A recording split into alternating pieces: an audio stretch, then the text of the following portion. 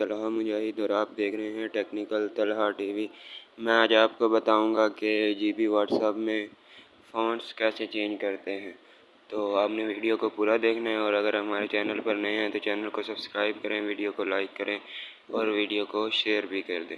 تو G B what's app کو open کر لینا ہے، اور اس کے بعد آپ نے ادھر 3 ڈاٹ پہ کلک کر دینا ہے، اور اس کے بعد آپ نے جی بی سیٹنگز پر کلک کرنا ہے، اس کو کلوز کر دینا ہے، یہ ایڈ ہے۔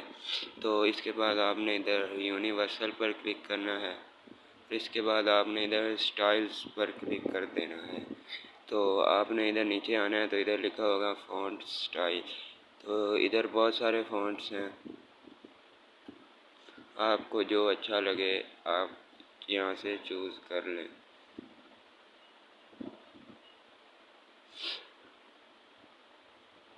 ادھر بہت زیادہ فونٹس ہیں، تو میں جیسے کہ یہ والا لگا لیتا ہوں، اس کے اوپر کلک کر دینا ہے اور ادھر بیک پہ کلک کرنا ہے۔